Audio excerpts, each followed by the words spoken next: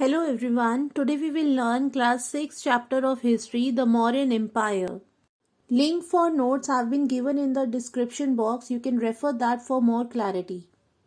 चलिए स्टूडेंट्स, अब हम अपना टॉपिक इंट्रोड्यूस करते हैं। जैसे कि यहाँ लिखा हुआ है, Rahul received some money on his birthday from his grandfather. When he observed the notes, he found that there is a picture of Gandhiji on the right side of the note and on left side there is a picture of lion he can see. अब जब राहुल ने अपने birthday पे उसको उसके grandfather से एक birthday पे कुछ पैसे मिले, जब उसने उस नोट को ध्यान से देखा तो उसने वहां देखा कि राइट साइड में मतलब दाहिनी ओर गांधी जी की पिक्चर थी और नोट के बाईं ओर मतलब लेफ्ट साइड में एक लायन की पिक्चर थी. अब उसके दिमाग में एक क्वेश्चन आया कि ये लायन की पिक्चर यहाँ क्यों प्रिंट की गई, कहाँ से ये पिक्चर एग्जिस्टेंस में आई. तो बच्चों, ये एक बहुत बड़ी हिस्ट्री है और इस बारे में और जानने के लिए और समझने के लिए वीडियो को एंड तक देखना. जैसे कि आपको पता है, हम इस चैप्टर में मौर्यन एम्पायर के बारे में पढ़ेंगे. अब इसमें 3 मेन रूलर्स थे जिनकी हिस्ट्री इसमें रजिस्टर की गई है, जो कि है फर्स्ट है जो Chandragupta Maurya, second Bindusara and third one is Ashoka. हम इन 3 किंग्स के बारे में डिटेल में पढ़ेंगे, प्लस चाणक्य के बारे में भी हम इसमें कुछ ऐड करेंगे. अब स्टूडेंट्स, हमें पहले समझना पड़ेगा कि मौर्यन एम्पायर से पहले कौन एग्जिस्टेंस में था. तो मौर्यन एम्पायर से पहले एग्जिस्टेंस में थे नंदास. अब नंदास को हरा के मौर्यन एम्पायर एग्जिस्टेंस में आई. अब हमें ये जानना है कि इस मौर्यन एम्पायर में सबसे पहला किंग कौन हुआ था. तो स्टूडेंट, सबसे पहला king who was the founder of the Mauryan empire, the name of that king is Chandragupta Maurya. वो सबसे पहले किंग थे जो फाउंडर ऑफ मौर्यन एम्पायर भी कहा जाता है जिन्हें. अब इन्होंने अपनी जो किंगडम थी, एम्पायर थी, वो बंगाल से लेकर अफगानिस्तान, बलूचिस्तान, हिमालयाज इन नॉर्थ, डेक्कन इन साउथ, सब जगह पे एक्सटेंड की गई थी. ठीक है. अब इस सारे डिसीजंस में, सारे इनके एडमिनिस्ट्रेशन में वो बहुत अच्छे माने जाते थे चंद्रगुप्त मौर्य. पर इन सारे डिसीजंस में वो क्यों अच्छे माने जाते थे, इसका एक मेजर कारण ये भी था कि उनके साथ थे एक एडवाइजर उनके, चाणक्य. अब चाणक्य जो थे वो नंदास के साथ भी काम करते थे. अब जब मौर्यन एम्पायर एग्जिस्टेंस में आया तब भी वो यहाँ पर इनके साथ काम करते हुए आगे बढ़े. अब चाणक्य को कौटिल्य भी कहा जाता था. ठीक है. Now he had establish a vast empire, Mauryan empire. किसने एस्टेब्लिश की? चंद्रगुप्त मौर्य ने. With whose advice? Chanakya's advice, who was also known as the Kautilya. Students, मैंने आपको जैसे पहले भी बताया, जैसे चाणक्य जो थे वो नंदास के साथ भी पहले काम करते थे, फिर मौर्यन एम्पायर के साथ वो आगे बढ़े उसी पोजीशन पे as an chief adviser. And उनकी जितनी भी एडमिनिस्ट्रेटिव थ्योरीज थी, कैसे वो एक बहुत अच्छे पॉलिटिकल थिंकर और इकोनॉमिस्ट माने जाते थे. ठीक है. अब जो भी उनकी गणना होती थी, जो भी इनके एडवाइजेस होती थी, वो अर्थशास्त्र एक किताब का नाम था जो इनकी तरफ से लिखी गई थी, चाणक्य की. और इनकी इस अर्थशास्त्र में उनके सारे एडमिनिस्ट्रेटिव मेजर्स और सारी पॉलिटिकल थ्योरीज को कंपाइल करके, मतलब इकट्ठा करके लिखा गया, जो आगे हमारे पास आज भी as a history of Chanakya हमारे पास अवेलेबल है. बिंदुसार, ये चंद्रगुप्त मौर्य के बेटे थे जो चंद्रगुप्त के बाद आगे गद्दी पर बैठे. The Mauryan Empire during Bindusar's reign extended all the way to Mysore in the south. अब जो मौर्यन एम्पायर था, इन्होंने मैसूर तक इसको और एक्सटेंड किया अपने एफर्ट से, अपने कैपेबिलिटी से. अब Bindusara had to face numerous revolts, मतलब उनको कई मतभेद का सामना करना पड़ा, लोगों के क्रिटिसिज्म का सामना करना पड़ा. ठीक है. काफी अलग अलग किंगडम से. For example, very famous was the Takshashila revolt. एक तक्षशिला रिवॉल्ट ऐसा है जिसका मेंशन आपकी बुक में भी हो, जिसके बारे में मैं अलग से आपको एक वीडियो दूंगी. अगर आपको चाहिए होगी तो आप मुझे कमेंट बॉक्स में लिख के दे सकते हैं. तो Takshashila revolt was a famous one which is mention in this topic. तो चाणक्य ने इनको एज अ प्राइम मिनिस्टर आगे अपनी जॉब को कंटिन्यू किया, बिंदुसार के साथ भी. चाणक्य जो थे वो बिंदुसार के साथ भी एज अ प्राइम मिनिस्टर उन्होंने वर्क किया और अपनी एडवाइजेस उनको आगे भी प्रोवाइड की. He was also known as the tolerant of all religion and many saints visited his empire during this time.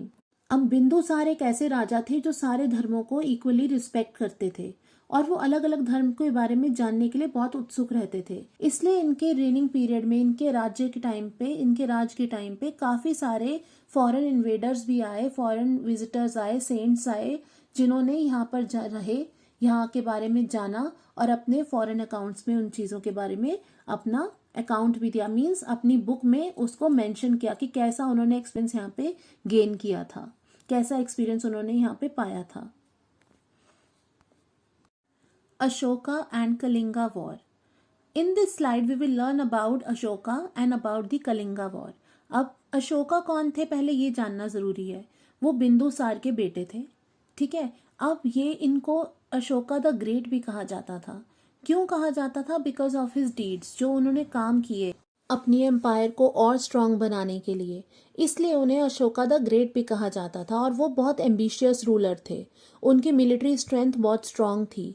जैसे कि जब वो उनके फादर का रूल था तो तब वो गवर्नर, एज अ गवर्नर उनके साथ काम करते थे, पर लेटर उनको एज अ एम्परर अनाउंस कर दिया गया, ठीक है। जैसे मैंने आपको बताया कि वो बहुत ही एम्बिशियस रूलर थे, पर उनके दिमाग में हमेशा से एक क्वेश्चन आता था कि कलिंगा जो है वो इतना अच्छा रीजन है जो हमें वाटरवेज के साथ भी जोड़ता है, तो क्यों आज तक मेरे पिताजी ने इस पे अटैक नहीं किया और इसको अचीव नहीं किया। तो he decided to attack at this place. अब जब उन्होंने उस कलिंगा पे अटैक किया और उस पर जीत भी हासिल की, पर उसके बाद का नज़ारा जो था वो देखते हुए वो कलिंगा वॉर एक अशोका की लाइफ का एक टर्निंग पॉइंट माना गया। क्योंकि पहले वो बहुत ही ब्रूटल थे, मतलब किसी की भी जान लेने के लिए 1 मिनट भी वो पीछे नहीं हटते थे। एज आई टोल्ड यू कि वो बहुत एम्बिशियस थे, इसलिए जो उनका एम है उसको अचीव करने के लिए वो कुछ भी कर सकते थे, as to achieve his target. तो जब उन्होंने कलिंगा पे अटैक किया और उसको जीत हासिल की, फिर उसके बाद ऐसा क्या हुआ जो उनकी लाइफ पूरी बदल गई। वो क्यों एक क्रूअल किंग से एकदम एक वेलफेयर, लोगों भला जानने वाले लोग, एक ऐसा राजा बन गए। ऐसा क्या हुआ था? So let's learn about this. The war of Kalinga turned out to be in famous battles, मतलब एक फेमस बैटल में एक गिनी जाती है कलिंगा वॉर। क्यों? क्योंकि it was a turning point of Ashoka's life, as I told you. जब कलिंग वॉर खत्म हुई तो उन्होंने ऑब्जर्व किया उनके हजारों सैनिक मारे गए, कितने घरों के में डिस्ट्रक्शन देखा उन्होंने, कितने घरों के लोग मारे गए जो वहाँ रहने वाले लोग थे। तो फिर उन्होंने सोचा कि ऐसा मैंने क्या पा लिया, एक जगह को अचीव करने के लिए मैंने इतनी सारी जानें ले ली, मैंने इतने सारे घर खराब कर दिए, मैंने किसी की जान के बारे में नहीं सोचा, सिर्फ अपने एम्बिशन के बारे में सोचा। तो ऐसा कुछ अचीव करने का क्या फ़ायदा जिसमें कोई खुशी नहीं है, जिसमें इतना खून खराबा हो। बस यही सब सोचते हुए उन्होंने नॉन वायलेंस का रास्ता पकड़ लिया। अब वो नॉन वायलेंस को उन्होंने अडॉप्ट किया और उन्होंने अपने रिलीजन को बुद्धिज्म में कन्वर्ट कर लिया। Now Ashoka ruled for 40 years after the battle of Kalinga in peace, harmony and prosperity. फिर उन्होंने शांति से अपना आगे का जीवन 40 साल का और उन्होंने आगे रूल किया, पर शांति से, और शांति से खुद भी रहे और आगे अपने राज्य के रहने वाले लोगों को भी हर एक फैसिलिटी प्रोवाइड करने की पूरी कोशिश की। अशोकाज धम्मा। धम्मा इज द प्रकृत वर्ड, जिसका नाम मतलब है धर्म और लिटरल मीनिंग है ड्यूटी। अब इसके प्रिंसिपल्स क्या थे? इसके प्रिंसिपल्स थे code of conduct. Code of conduct means आप जो भी करें वो दूसरे को नुकसान पहुंचाने वाली चीज ना हो, ऐसा धर्म अपनाओ जो दूसरे को नुकसान ना दे। It was based on non violence, tolerance, ठीक है, अपने से बड़ों के लिए रिस्पेक्ट, ब्राह्मण्स के लिए रिस्पेक्ट, हर कोई जो आपको किसी रिलीजन के बारे में बताता है उस प्रीस्ट के लिए रिस्पेक्ट, हर कोई जो आपसे बड़ा है, आपकी मदद कर रहा है, उसके लिए रिस्पेक्ट होनी चाहिए, ये इस बारे में बताता है। अब इसके लिए उन्होंने कि ये जगह जगह इसको स्प्रेड किया जा सके धम्मा के रूल को, प्रिंसिपल्स को, तो इसलिए इन्होंने कुछ ऑफिसर्स अपॉइंट किए जिनको नाम दिया गया धर्म महामात्रास, ठीक है। इन्होंने पिलर्स पे, वॉल्स पे, सब जगह इनके प्रिंसिपल्स को, धम्मा के प्रिंसिपल्स को इंस्क्राइब किया। अगर हम सारनाथ, पिलर एंड सारनाथ जब हम उसको देखते हैं तो उसमें हमें 4 शेर दिखाई देते हैं। जो वो 4 शेर थे उसको उन्होंने कहा, उसको नाम दिया गया उस पिलर को जो सारनाथ में, जिसमें 4 शेर हैं, ठीक है, बैक टू बैक उनके पिलर्स पे मूर्तियां बनी हैं, उसको कहा, नाम दिया गया अशोका पिलर। और लेटर ऑन उसको नेशनल एम्बलम भी घोषित कर दिया गया था। अब जैसे कि मैंने आपको बताया कि अशोका ने अपने राज्य के लोगों के लिए, वेलफेयर के लिए, उनके अच्छे के लिए काफ़ी स्टेप्स लिए थे। जैसे कि कुछ एग्जांपल्स हैं, he built roads, rest houses and universities. पढ़ने के लिए उन्होंने यूनिवर्सिटीज़ बनाई, आराम घर बनाए, रोड्स बनाई। अब जब बात आई हॉस्पिटल्स की, तो उनके अकॉर्डिंगली हॉस्पिटल जितने ज़रूरी इंसानों के लिए उतने ही ज़रूरी जानवरों के लिए भी हैं। इसलिए उनके टाइम पे उन्होंने हॉस्पिटल्स बनाए जानवरों के लिए भी और इंसानों के लिए भी। अब उनके अकॉर्डिंगली वेजिटेरियन होना सबसे बेस्ट रास्ता था, कि अननेसेसरी स्लॉटर ऑफ एनिमल्स को रोकने के लिए। उन्होंने एग्रीकल्चरल प्रोडक्ट्स को बूस्ट किया, उन्होंने एग्रीकल्चरल फील्ड को आगे लाने के लिए काफ़ी एफर्ट्स किए। पुअर फार्मर्स को उन्होंने लोन भी दिए ताकि वो अच्छे से फार्मिंग कर सके और एग्रीकल्चर का फील्ड जो है वो अच्छे से और फ्लरिश हो सके और डेवलप हो सके। Modern administration.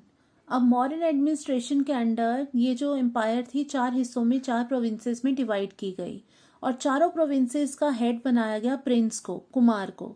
अब ये प्रोविंसेस जो थे ये आगे डिस्ट्रिक्ट्स में डिवाइड किए जाते थे और ये डिस्ट्रिक्ट्स आगे फर्दर विलेजेस में डिवाइड की जाती थी।